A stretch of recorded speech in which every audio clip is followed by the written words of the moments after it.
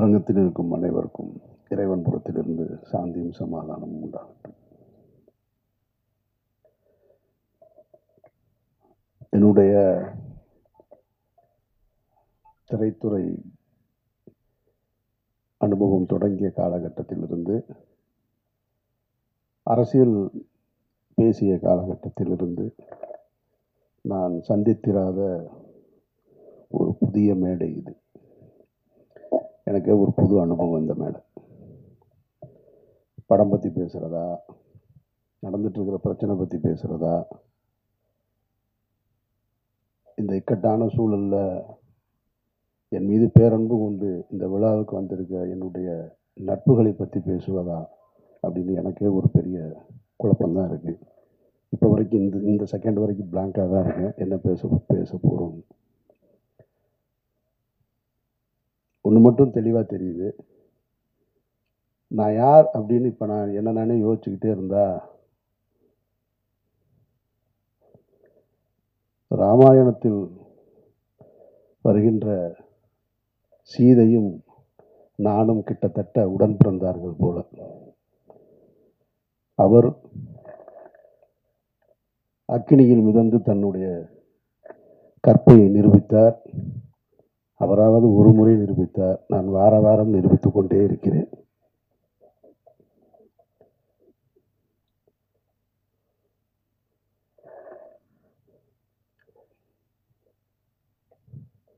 நிறைய சொல்லிட்டாங்க.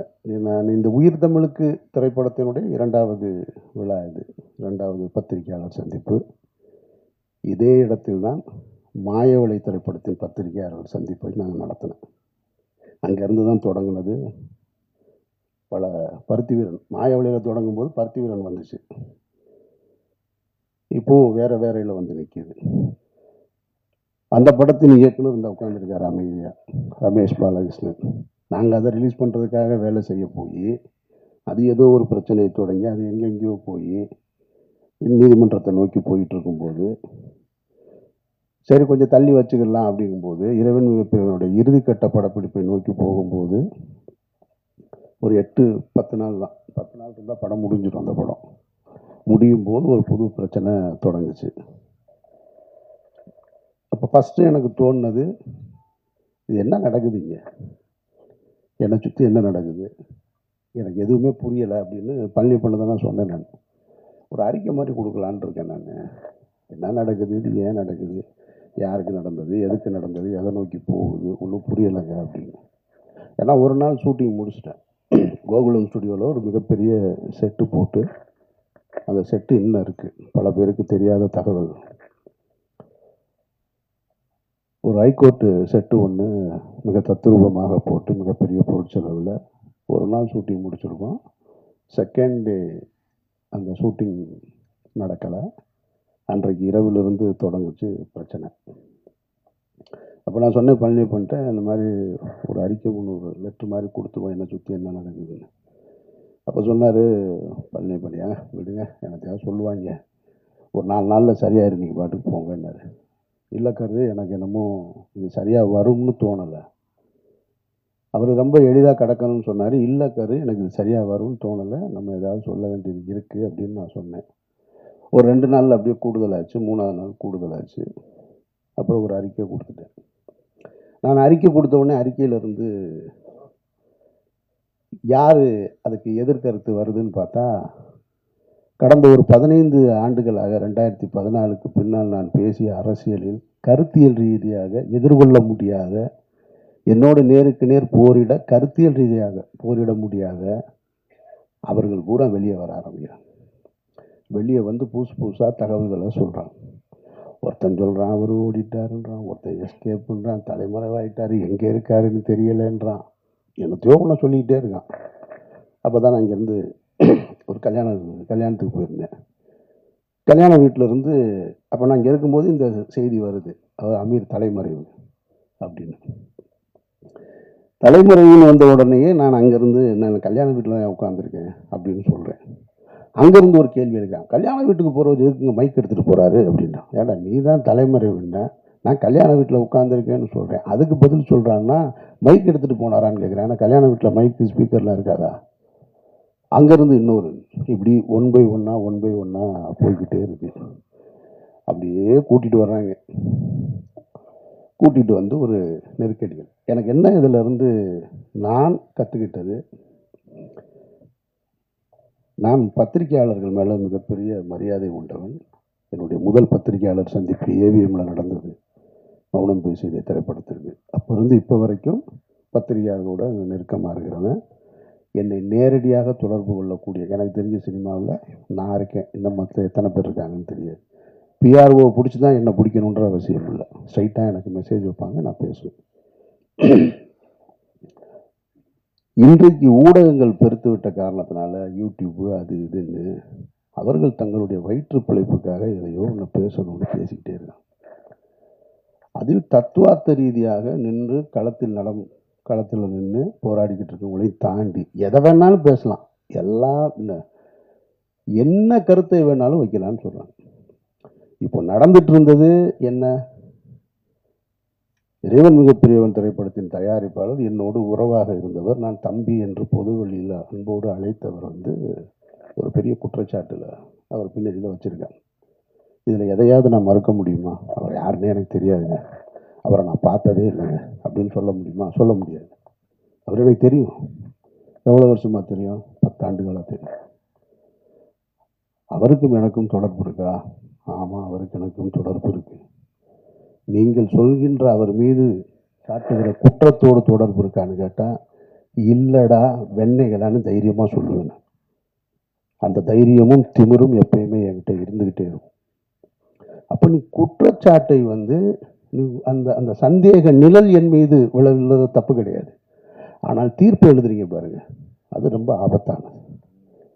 அந்த தீர்ப்பை எழுதுவதற்கு உங்களுக்கு யார் அந்த அதிகாரம் கொடுத்தது? நீதிமன்றமா? நீங்கள்லாம் நீதிபதிகளா? எந்த அடிப்படையில் கொடுக்குறீங்க? தினம் ஒரு செய்தி. அமீர்ன்றது 2007 பருத்திவரனை முடிச்சுட்டு அன்றைக்கு கமல் சார் படம் பண்ணணும்னு சொன்னார், ரஜினி சார் படம் பண்ணணும்னு சொன்னார்.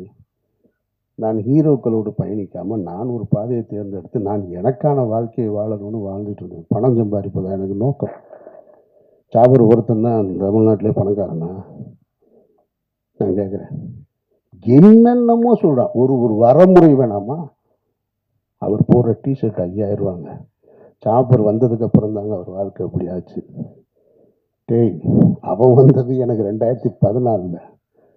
நான் 2004 படம் எடுத்தேன் தெரியுமா? ராம்னு ஒரு படம். இதே பழனியப்பன் தான் சொன்னார் அவருடைய ஒரு நிகழ்ச்சியில். எனக்கு தெரிஞ்சு தமிழ்நாட்டில் யாரும் செய்ய மாட்டாங்க. விரும்மாண்டி படம் திரைப்படத்தை பார்க்கறதுக்காக ராம் ஷூட்டிங்கை நிறுத்திட்டு கீழே மதுரை அம்பியா தேட்டரில் விரும்மாண்டி படத்தை பார்த்துட்டு போய் 2 லட்ச ரூபா செலவு பண்ணுவேன் நான். என்னை பற்றி என்ன தெரியும் உங்களுக்கு? அவர் வந்த நம்ம திரைத்துறைக்கு வந்திருக்கோம். திரைத்துறைக்கு வந்தவுடனே என்ன செய்வோம்? தொடக்க காலகட்டத்தில் எப்படி கஷ்டப்பட்டோம் அவர் சொன்னார் இல்லையா? அதுபோல் நான் சென்னையில் எக்மோரில் படுத்திருந்தேன், நானும் பாலாவும். அங்கே கஷ்டப்பட்டோம், இங்கே கஷ்டப்பட்டோன்னொடனே இவங்க நினச்சினாங்க பஞ்சம் பிழைக்க வந்தவங்க. பஞ்சம் பிழைக்க வந்தவர்கள் இல்லை, சினிமாவின் மீது ஏற்பட்ட விருப்பத்தினால் வீட்டில் காசு வாங்காமல் சுயமரியாதையோடு ஓடி வந்தவங்க நாங்கள். இதை பலமுறை சொல்கிறேன். பலமுறை சொன்ன உடனே நான் ஒரு நேர்காணலில் சொல்கிறேன், இல்லைங்க இந்த மாதிரி இருக்குது, இல்லை அவரோட நீங்கள் இங்கே தொடர்பு. ஆமாம் இருக்குது. உங்களுக்கு எப்படி வருமானம் வருதுன்னா, இவங்க என்ன இன்கம் டேக்ஸ் ஆஃபீஸரா? இடி டிபார்ட்மெண்ட் ஆவீங்க, இவங்களுக்கு நான் வருமானத்தையும் சொல்லணுமா? இது என்ன நியாயம் இருக்குது? ஒருத்தர் குற்றவாளி, குற்றம் சாட்டப்பட்டவர், அவரோட நீங்கள் தொடர்பில் இருந்திருக்கீங்க, உங்களுக்கு அவருக்கு என்ன இருக்குது அப்படின்னு கேட்டால் பதில் சொல்ல போகிறோம், அவ்வளோதான்.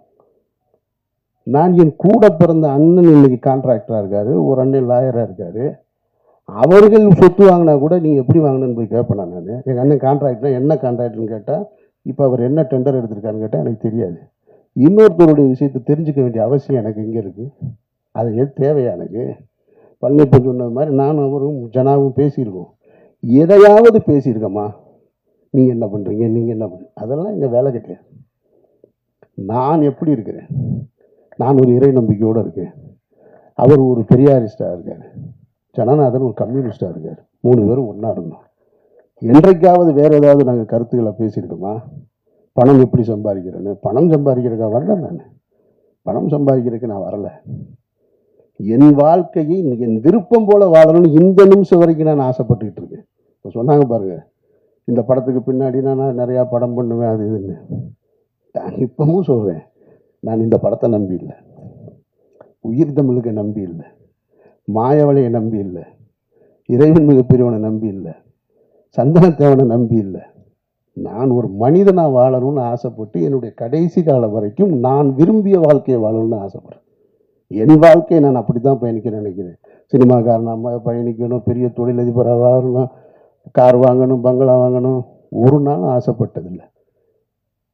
சிக்கலான காலகட்டத்தில் இப்போ நீங்கள் எல்லாம் சொல்லியிருப்பாங்க, அவருக்கு ஒருத்தன் சொல்கிறான் 10 ஆண்டுகளாக அவருடைய குடும்ப செலவு பூரா அவர் தான் பார்த்துக்கிறார், ஒருத்தன் ஆஃபீஸ் அவர் தான் ரன் பண்ணுறாங்க, என்னென்னமோ சொல்கிறேன். இந்த இருக்கான் எங்கள் அண்ணன் இந்த கூட்டத்துக்குள்ளே எங்கேயோ உட்காந்துருக்கான். அவன் கேட்குறான், இல்லையா கடந்த 10 நாளில் நான் என்ன செஞ்சிட்ருக்கேன் தெரியுங்களா? டெல்லி விசாரணை, என்சிபி விசாரணை, இடி விசாரணை, இதுக்கு நடுவுலலாம் தினம் ஏதாவது ஒரு கடைக்கு போய் பர்ச்சேஸ் பண்ணிக்கிட்டே இருக்கேன். ஒரு 4 ஜீன்ஸ் வாங்க, 4 சட்டை வாங்க, 4 ஜீன்ஸ் வாங்க, சட்டை வாங்க. அவன் கேட்டான், என்ன சார் டெய்லி போகிறீங்க, ஏதாவது வாங்கிட்டு வரீங்க, என்ன பண்ணுறதுன்னு தெரில, குடிக்கிற பழக்கம் இருந்தால் குடிக்கலாம், இல்லை வேறு எங்கேயாவது ஒரு அவுட்லெட் இருந்தால் அங்கே போகலாம், ஒன்றும் கிடையாது, நான் போகிறேன் வாங்குறேன் வர்றேன். இன்னொருத்தரை நம்பி, இன்னொருத்தருடைய பணத்தை நம்பி, அதுவும் குற்ற பின்னணியோடு இருக்கிறவரோட நம்பி வாழ வேண்டிய நிர்பந்தம் எனக்கு ஏற்படும். நான் அப்படி ஒரு வாழ்க்கையை வாழணும்னு விரும்பவும் இல்லை. இதையெல்லாம் உங்ககிட்ட சொல்லி நான் நிரபராதி, என்னை நீங்கள் நம்புங்க அப்படின்றதுக்காகவும் சொல்லலை. நான் யாருடைய பொருத்தத்தையும் விரும்பி வாழலை, என்னுடைய இறைவனுடைய பொருத்தத்தை விரும்பி தான் வாழ்கிறேன். ஒரு உண்மையான மனிதர்களுக்கு கஷ்டம் ஏற்படும் போது எல்லாரும் என்ன நினைப்பாங்க தெரியுமா? எனக்கு மட்டும் ஏன் இப்படி நடக்குது அப்படின்னு கேட்டால் அவன் அவநம்பிக்கையாளன். எனக்கு ஏன் நடந்ததுன்னு நின்று யோசிக்கிறான் பாருங்க, அவன் தான் இறை நம்பிக்கையாளன். நான் இறை நம்பிக்கையாளன், நான் அவநம்பிக்கையாளன் இல்லை. எனக்கு இது ஏன் நடந்துச்சுன்னு தான் நின்று யோசிக்கிறேன். நான் எந்த இடத்துல தவறுன்னு, எந்த இடத்துல நான் இந்த தடம் மாற ஒரு சூழல் வந்தது, ஏன் இந்த இந்த குற்றப்பின்னணியோட சந்தேக நிழல் என் மேலே விழுகுது, அப்படி தான் நான் பார்த்துட்டு. அதனால் நான் என்னை இங்கிருந்து இன்னும் சரி செய்து கொள்ள வேண்டிய பொறுப்பு இருக்குது. அதனால் நிறைய நான் அதை நோக்கி தான் பயணிக்கிறேனே தவிர மற்றபடி எதுவுமே என் மைண்டில் கிடையாது. அப்புறம் இந்த யூடியூப்பில் நான் பார்த்த விஷயங்களை பார்க்கும்போது எனக்கு என்னென்னா, கொஞ்ச நாளைக்கு இதை பார்க்காம இருக்கிறது நிம்மதியாக இருக்குன்ட்டு. ஒருத்தம் கூட உண்மை பேசலாங்க, அதுதான் பெரிய கொடுமை. சொல்கிறது பூரா பொய் பொய் பொய் பொய், அவ்வளவுமா பொய். ஏதாவது 1 2ல் ஒருத்தன் சொன்னான், எனக்கு சோர்ஸ் டெல்லியிலேருந்து வந்துருச்சுன்னா. சோர்ஸ் வருதுன்றான். எனக்கு சம்மன் வந்ததே பல பேருக்கு தெரியாது. அதை என்னோட வக்கீல் வெளியே சொன்னதுக்கப்புறம் தான் தெரியும். ஆனால் இவன் சொல்கிறான் சோர்ஸ் நான் இது. அவர் ஒரு 2 பேர் உட்காந்துக்கிறாங்க. கேட்டால் அவங்கெல்லாம் புலனாய்வு புலிகளாம். ஒரு 2 பேர் உட்காந்துக்கிறான். எதுக்கு இருக்க ஒரு கேள்வி கேட்குறாரு. இவர் ஒன்று மடியில் 2 பேப்பர்ஸாக வச்சுருக்கா. அப்படி எடுத்து பார்த்துட்டு, அப்படியா அவனுக்கு வந்திருக்கா, அது என்னன்னு நான் சொல்கிறேன். நான் எனக்கு ஒரு ஆள் மாதிரி தான் சொன்னாங்க. அப்போ நான் நைட் டெல்லியில் பேசிட்டு சொல்கிறேன் அப்படின்ட்டான். சரி, உண்மையிலேயே டெல்லியிலேருந்து உனக்கு சோர்ஸ் இருக்கும் போல இருக்குன்னா, அவனுக்கு தேனியில் அரெஸ்ட் பண்ண போகிறதே தெரியல. அதுதான் பெரிய கொடுமை. சரி, மடியில் 2 4 பேப்பர் இருக்குது, என்னடான்னு பரட்டி பார்த்து ஏதோ சொல்கிறான் போல இருக்குது. சரி, ஏதோ இதிலிருந்து வந்திருக்கும் போல இருக்குது. இருக்கலாம் இல்லையா? ஏதோ காவல்துறையில் இருந்தால் சொல்கிறாங்க, ஏதோ உளவுத்துறையில் இருந்தால் சொல்கிறாங்க. உண்மையிலே சோர்ஸ்லேருந்து வந்துருக்கு. விசாரணை பார்த்தா அவர் படித்து சொன்னது தினமலர் பேப்பர். ஐய, இவ்வளவு அபத்தமாக இருக்கும். இதை தினம் 2 லட்சம் பேர் பார்க்கலாம். அதுதான் பெரிய கொடுமை. ஒரு பொய் செய்தியை தினம் 2 லட்சம் பேர் நீங்கள் பார்த்து, அதில் கீழே பார்த்தீங்கன்னா எப்போ அமீரை கைது செய்வீங்க, எப்போ அமீரை கைது செய்வீங்க. இப்போ கடைசியாக நேற்று ஒருத்தன் கேட்டிருக்கான், ஏங்க நாங்கள் 3 மாதமாக வெயிட் பண்ணுறோம், அமீரை கைது பண்ணவே மாட்டேன்னு. அவன் அவ்வளவு ஆவலாக இருக்கான் என் மேலே. சரி, நான் என்ன கைது, நான் என்ன சிறைக்கு என்ன புதுசா? சிறைக்கு போக அப்பவும் தயாராக இருந்தேன், இப்பவும் தயாராக இருக்கேன். ஆனால் நான் வெறுக்கிற ஒரு குற்றத்தில் என்னை தொடர்புபடுத்துவதை நான் கொஞ்சம் கில்ட்டியாக ஃபீல் பண்ணுறேன். அதை தான் கரு சொன்னார். அவருக்குள்ள வேதனை இல்லாமல் இல்லை, இருக்குது. ஏன்னா அதனால் என்னுடைய குடும்பம் பாதிக்கப்படுது. அமீர்ன்ற ஒரு தனிப்பட்ட என்னை நீ என்ன வேணாலும் பண்ணலாம்ல.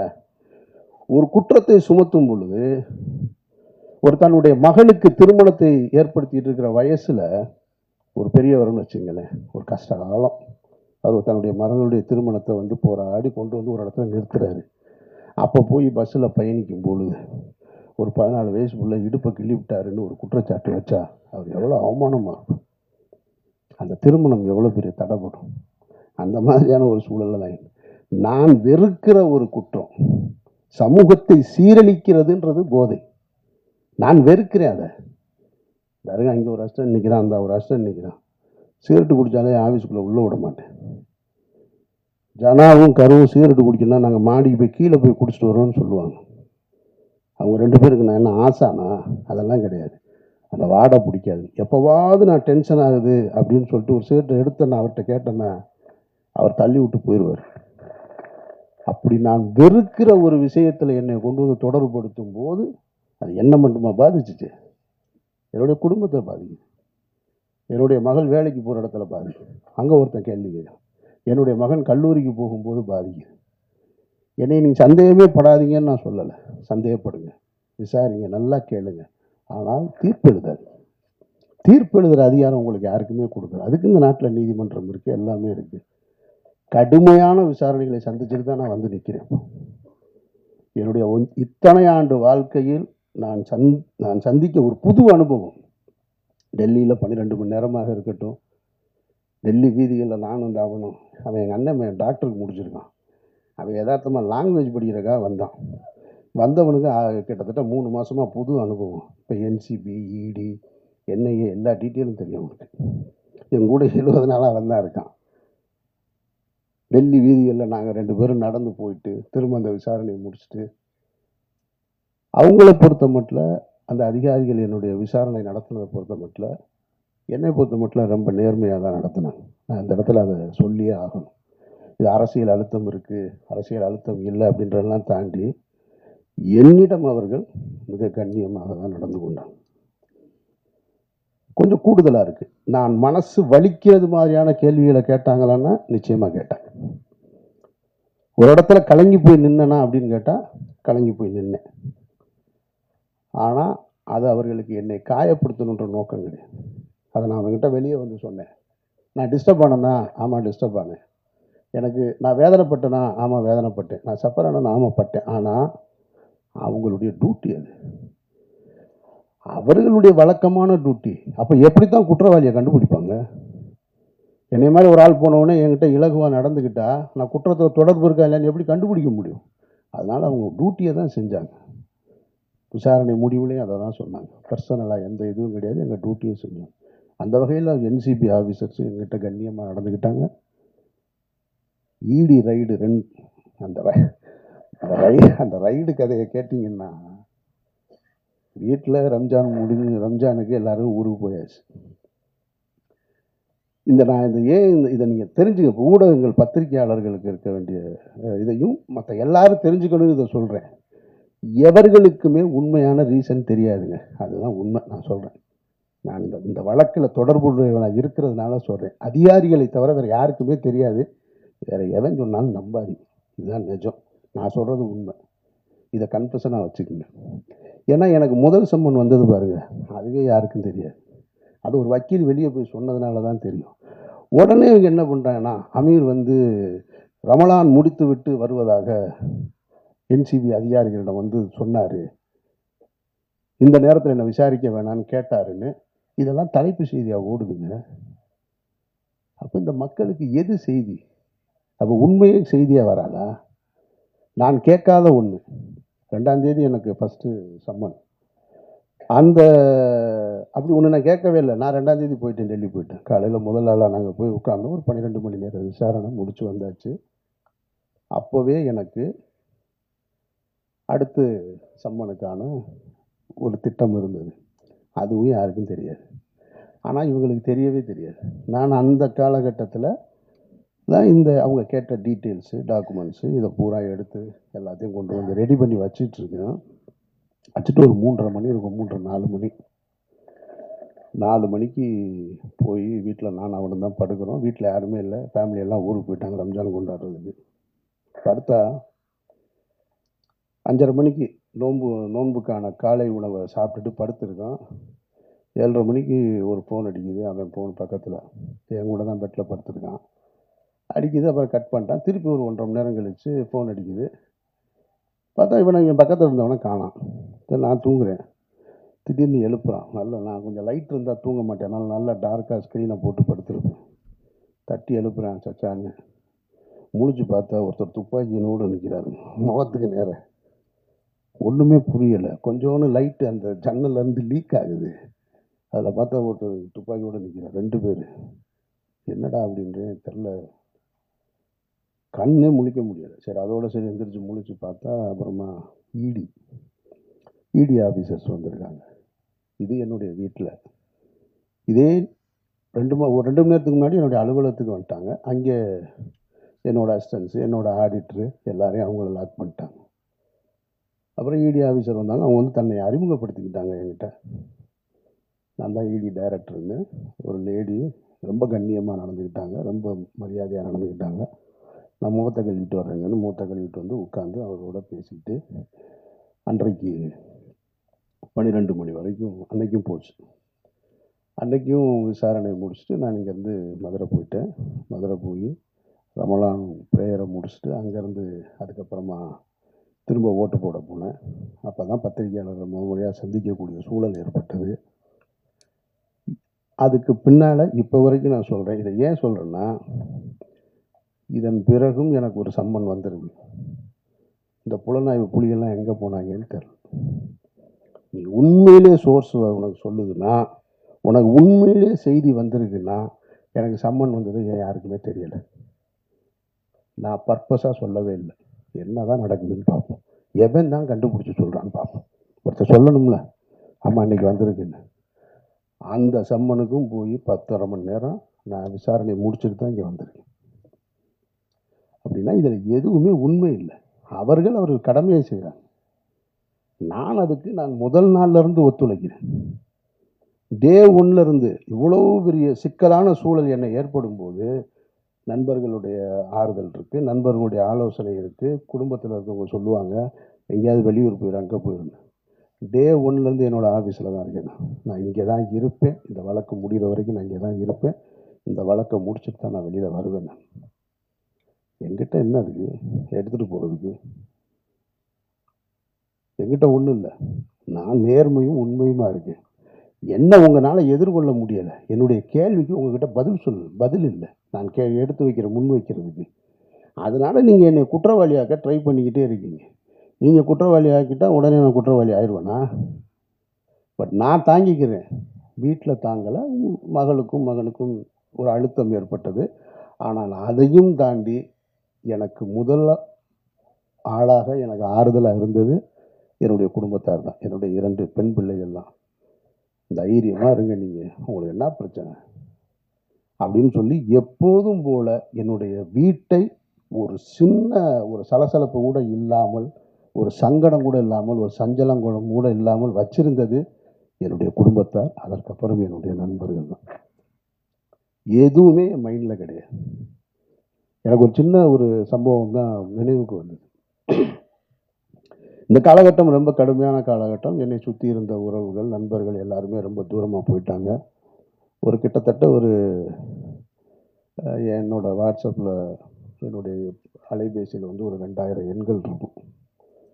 அதில் வந்து 1950 எண்கள்லேருந்து அழைப்பு வர்றதில்லை. அப்படியே நின்றுச்சு. அதெல்லாம் ஓகே. அப்போ எனக்கு என்ன தோணுச்சுன்னா, அந்த பறவைகள் நிறைய இருக்கக்கூடிய ஒரு மரத்துக்கு பக்கத்தில் ஒரு வெடி சத்தம் கேட்டவுடனே பறவை பூரா ஓடி போயிடும். அந்த மரத்தில் எதுவுமே இருக்காது. எல்லாம் ஒரு அப்படின்ற செகண்டில் காணாம போயிடும். அப்புறம் போனதுக்கப்புறம் சில பறவைகள் மட்டும் வரும். சில முதல்ல இருந்த 500 இருந்துச்சுன்னா வராது. ஒரு 50 தான் வரும்.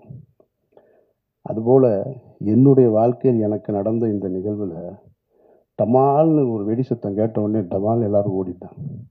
அப்புறமா அந்த பறவை போல என்னுடைய நண்பர்கள் என்னை யோசித்து, அது மரத்து மேலே உள்ள தப்பா, வெடி போட்டவன் தப்புன்னு சொல்லி அந்த மரத்தில் வந்து பறவைகள் இருப்பது போல் என்னுடைய நண்பர்கள் என்னை தேடி வந்துக்கிட்டு இருக்காங்க. டே 1லேருந்து அந்த ஒரு நாள் தான் அந்த ஷாக்கிங். 2வது நாள் யாருக்குமே எதை பற்றின கவலையும் இல்லை.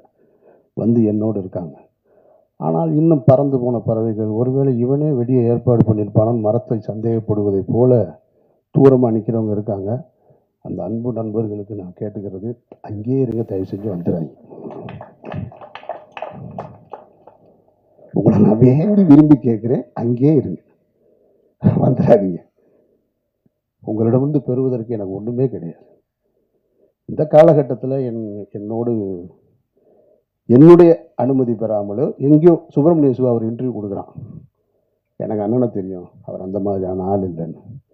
அண்ணன் செந்தமிழன் சீமான் ஒரு இன்டர்வியூ கொடுக்குறாரு, அவனை எனக்கு நல்லா தெரியும். அந்த வார்த்தை தான் ரொம்ப கடுமையான வார்த்தை. அவன் எனக்கு ஓட்டு போட மாட்டான், அவன் திமுக ஆதரவு நிலைப்பாட்டை எடுப்பான், ஆனாலும் சொல்கிறேன் அவன் நல்லவன், அவனுக்கு நல்லா தெரியும் அப்படின்னு. இதுதான் நான் சம்பாரிச்சிருக்கிறது. வெற்றிமாறனாக இருக்கட்டும், பழனியப்பனாக இருக்கட்டும், அண்ணாச்சியாக இருக்கட்டும், பிரபு சார் சொல்லுங்கள் சார், நான் என்ன சார் செய்யணும்? அதெல்லாம் ஒன்றும் வேணும். நான் பாட்டுக்கு அமைதியாக என்னுடைய பயணத்தை இந்த இடத்த நான் கடந்து போகிறேன், என்னை விட்டுருங்க, ஒன்றும் வேணும் எனக்கு. நீங்கள் எப்பவும் நான் அழைச்சா வர்றீங்க இல்லையா, அது போதும். ஸ்நேகனாக இருக்கட்டும், பொன்முருகன் சார் தான், இவர் 10 மணிக்கு படுத்துருவார், 9:30 மணிக்கு மேலே ஃபோன் பண்ணால் எடுக்க மாட்டார். ஒரு நாள் 12 மணிக்கு கூப்பிடுறாரு, ஒரு 10 நாளைக்கு முன்னாடி. என்ன சார் 12 மணி? எனக்கு பதட்டத்தில் தான் ஃபோன் எடுத்து, ஏன்னா 12 மணிக்கு கூப்பிட்றாரு அப்படின்னு சொல்லிட்டு. நீங்கள் வந்து ₹1,00,000 கொடுத்தாலும் வரமாட்டார் 10 மணிக்கு மேலே. என்ன சார் இது? இல்லை, படுத்த தூக்கமே வரல, எனக்கு உங்களை பற்றின நினைவாகவே இருக்குது, இவ்வளவு பிரச்சனைகள் எப்படி நீங்கள் அப்படின்னாரு. சார் நீங்கள் ஏன் சார் அதை நினச்சிக்கிட்டு 12 மணி வரைக்கும் தூங்காமல் இருக்கீங்க? தூங்குங்க சார் அப்படின்னு சொல்கிறேன். சரி நீங்கள் என்ன செய்றீங்க, எங்கே இருக்கீங்கன்னாரு. நான் திருநெல்வேலிக்கு ஒரு கல்யாணத்துக்கு போயிட்டுருக்கேன் சார். ஓ, ஒன்றே நினச்சி நான் தூங்காமல் இருக்கேன், நீ கல்யாணத்துக்கு போயிருக்கு, வேறு என்ன சார் செய்ய சொல்கிறீங்க? ஒரு நண்பர் ரொம்ப விரும்பி கூப்பிட்றாரு, நான் பாட்டுக்கு போயிட்டு வருவோம், பெண்ணை நான் காரில் கல்யாணத்துக்கு போயிட்டுருக்கேன். அதனால் நான் என்னுடைய வாழ்க்கையை தான் வாழ்ந்துட்டுருக்கேன். இந்த வழக்கு அது இது இதெல்லாம் வாழ்க்கையில் இதுவும் கடந்து போகும்னு நான் ரொம்ப நினைக்கிறவன். அதனால் இது யாரையும் குற்றம் சொல்வதற்காக இல்லை, இதுவும் கடந்து போகும் தான் என்னை பொறுத்த மட்டும். எல்லாத்தையும் பார்க்கணும், நான் இதையும் பார்த்துக்கிட்டு இருக்கேன், அந்த வகையில் தான் நான் பார்த்துட்ருக்கேன். விசாரணையில் என் மீது எந்த அழுத்தமும் கிடையாது. என்னை விசாரித்த என்சிபி அதிகாரிகளாக இருக்கட்டும், இடி ஆஃபீஸர்ஸாக இருக்கட்டும், மிக கண்ணியமாக நடந்துக்கிட்டாங்க. அவர்களுக்கு என்னுடைய நன்றியை நான் தெரிவிச்சுக்கிறேன். மற்றபடி இந்த படத்தை பற்றி சொல்லணும்னா, இன்றைக்கி காலையில் ஒரு விமர்சனம் பார்த்தேன், ஒரு முக்கியமான ஒரு யூடியூபருடைய விமர்சனம் ஒரு திரைப்படத்தை பற்றி. அதில் ஒரு வரி சொன்னார் அவர், இந்த படத்தை வந்து நாங்கள் இது பெரிய கலைநயத்தோடு இருக்கோம், இது பெரிய காவியமாக இருக்கும்னு நினச்சிலாம் நாங்கள் உள்ளே வரல, போனால் 4 இடத்துல சிரிச்சுட்டு வரலான்னு நம்பித்தான் வந்தேன், கடைசியில் அதை கூட ஏமாற்றி விட்டாங்க அவங்க அப்படின்னு ஒரு வரி. அந்த வரி எனக்கு ரொம்ப பிடிச்சிருந்தது. அதனால் இந்த படமும் பெரிய கலைநயத்தோடு இருக்கும், காவியத்தோடு இருக்கும்லாம் வர வேணாம் நீங்கள், ஆனால் 4 இடம் சிரிக்கலான்ற நம்பிக்கையோடு வாங்க, அதுக்கு இந்த படம் உத்தரவாதமாக இருக்குது. இப்பவும் இந்த மாதிரியான ஒரு சூழலில், அதுதான் ரொம்ப முக்கியமாக நான் நன்றி சொல்ல வேண்டியது இருக்குது.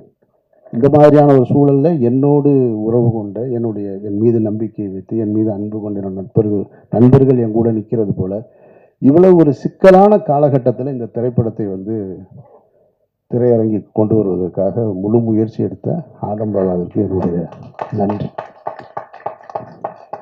ஏன்னா என்னுடைய மாயவளை வருமா இல்லையான்னு எனக்கே தெரியல இன்னும். நானும் கவலைப்படல, என் டைரக்டரும் கவலைப்படல, நாங்கள் பாட்டுக்கு இருக்கோம், வரட்டு, வரும்போது பார்த்துக்குருவோம். மாயவளை படம் பிரபு பார்த்துட்டாப்புல, பேசும்போது அது மறந்துட்டாப்புலன்னு நினைக்கிறேன் நான். ஆமாம். மற்றபடி சாந்தினி அது எப்பயுமே இப்படி தான் சிரிச்சுக்கிட்டே இருப்பாங்க. நல்ல ஒரு இன்வால்மெண்ட் உள்ள ஒரு ஆர்டிஸ்ட்டு. நல்ல இன்னும் எனக்கு ஒரு தனிப்பட்ட முறையில் ஒரு ரசிகனாக என்கிட்ட இந்த படம் எப்படி இருக்குன்னு கேட்டிங்கன்னா, அவர் தயாரிப்பாளர் கோச்சிக்க மாட்டார்ன்ற நம்பிக்கையில் சொல்கிறேன். நான் ராம் திரைப்படத்தை எடுத்துகிட்டு அந்த திரைப்படத்தை அன்றைக்கி இருக்கக்கூடிய மிகப்பெரிய ஒரு விமர்சகர் வந்து ஒரு தொலைக்காட்சி, பேர் சொல்லலை, நீங்கள் யூகம் பண்ணி கண்டுபிடிச்சிருவீங்க, அவர் பண்ணுவார். ஒரு டிவியில் வந்து பண்ணிகிட்டு இருக்கும்போது ராம் திரைப்படத்தை என்கிட்ட, அதாவது படங்கள் வந்து முதல் வாரம் விமர்சனம் பண்ணால் தான் அதுக்கு பேர் விமர்சனம். என் படத்தை 5வது வாரத்துக்கு விமர்சனத்துக்கு கூட்டு போகிறார். நானும் சரி அவர் மேலே இருக்கிற மரியாதையில் பெரிய பத்திரிகையாளர், பெரிய தொலைக்காட்சின்னு அவரை நம்பி போகிறேன். அவர் என்னை வந்து அவருடைய அறிவை பூரா என் மீது திணிக்கிறார், தன்னுடைய புத்திசாலித்தனத்தை எல்லாம். இந்த படத்தை நீங்கள் வந்து அது ஒரு ஆல்பர்ட் தேட்டரில் வச்சு அப்படி நான் அவர் நடந்து போயிட்டே இருக்கிறோம், இந்த மாதிரி எடுத்துகிட்டு இருக்காரு. அவர் கேட்குறாரு, நான் பதறி போய் பதில் சொல்வேன்னு அவர் நினைக்கிறாரு. இந்த படத்தில் இந்த இடத்த தப்பு பண்ணியிருக்கோம், இப்போ சரியாக பண்ணியிருக்கோம், அந்த மாதிரி எதுவும் உங்களுக்கு தோணுதான்னாரு. சார் தப்பாக தான் சார் பண்ணியிருக்கேன், இது என்ன தோணுதான்னு வேறு கேட்குறீங்க. அவர் ஒன்று இல்லை இல்லை ரெக்கார்ட் ஆகிக்கிட்டு இருக்கு, நீங்கள் மாற்றி சொல்லலான்னாரு. நான் ரிசல்ட்டு தான் சார் சொல்கிறேன். படம் வந்து தொண்டியில் தூக்கிட்டாங்க. ராமநாதபுரத்து பக்கத்தில் இருக்க தொண்டியில் படம் 3வது வாரமே எடுத்துட்டாங்க ராமு. இவர் 5வது வாரம் விமர்சனம் பண்ணிகிட்டு இருக்காரு. இனிமேல் நீங்கள் பண்ணுனா என்ன, பண்ணலன்னா எனக்கு என்னங்க இந்த படம்னு கேட்டேன் நான். அவர் வந்து முதல் வாரம் பண்ணின படத்தை இப்போ நான் சொல்ல முடியாது, பெரிய சர்ச்சைக்குள்ளே வந்து நிற்கும். அந்த படம் ஒரு வாரத்திலே தூக்கிட்டாங்க. அந்த படத்தை தான் முதல் வாரத்துக்கு கொண்டு வர்றாரு. அவரும் ஒரு நேர்மையான விமர்சகர் அப்படின்னு அவரே சொல்லிக்கிறாங்க. அப்புறம் பருத்தி வீரனுக்கும் அதே பத்திரிகையாளர்கிட்ட தான் பருத்தி வீரனை சந்திக்கிறேன். பருத்தி வீரன்லையும் கேட்குறாரு, இந்த படம் வந்து நீங்கள் வந்து ஒரு ஆர்ட் ஃபார்மில் எடுத்து, அதாவது ஒரு ஆர்ட் பிரச்சனை என்னென்னா, என்னுடைய பெயர் பிரச்சனை உங்களுக்கு, என்னுடைய சிந்தனை பிரச்சனை உங்களுக்கு, அதுதான் பிரச்சனை. அங்கேருந்து தான் தொடங்குறாங்க. இது வந்து ஒரு ஆர்ட் ஃபார்மில் இருக்கிற மாதிரி இருக்குது, இது வந்து அப்படின்னு. சார் பக்கா கமர்ஷியல் படம் சார் இது அப்படின்னு. இல்லை இல்லை அப்படி சொல்லலாமா நீங்கள் அப்படின்னாரு. ஏங்க 10 பேர் சேர்ந்து கிராமத்தில்னா ஒருத்தனை தாக்கணும்னா உடனே நினச்சான்னா தாக்கிடுவான். என் படத்தில் குஸ்தி களத்தில் சண்டை நடக்குது, ஒருத்தன் டைவ் அடித்து வர்றான், ஒருத்தன் இப்படி சுற்றி வர்றான், அப்படி சுற்றி வர்றான், இது கமர்ஷியல் படம் சார்னு. அப்படி சொல்லுவீங்களா நீங்கள் என்னாரு? கமர்ஷியல் படம் எடுத்தால் கமர்ஷியல் படம் தானே சொல்ல முடியும். நானாக அதை ஆர்ட் ஃபிலிம்னு சொல்லிக்கிறதா, கிளாசிக்னு வேர்ல்டு கிளாசிக்னு சொல்லிக்கிறதா? மக்கள் சொல்லணும், நான் சொல்லி என்ன செய்ய? அதுபோல் இந்த படத்தை பார்த்து சாந்தினி காலையில் பார்த்துட்டு சூப்பராக இருக்குனாங்க, அண்ணாச்சி பார்த்துட்டு நல்லா இருக்குனாங்க, நீங்கள் சொல்லி என்ன செய்ய? இந்த காசு ஏதாவது வரப்போகுது ஆதம்பாவாவுக்கு? இவங்க 2 பேரும் சொல்லிக்கிடுவாங்களா படம் சூப்பராக இருக்குன்னு? அவரும் உடனே கேட்டுட்டு சாந்தினியே சொல்லிட்டாங்க படம் நல்லா இருக்குன்னு. ஒரு ஏரியா வேணா வாங்கிக்கிற சொல்லுங்க, அண்ணாச்சிக்கு வேணா சிட்டியை எழுதி கூட.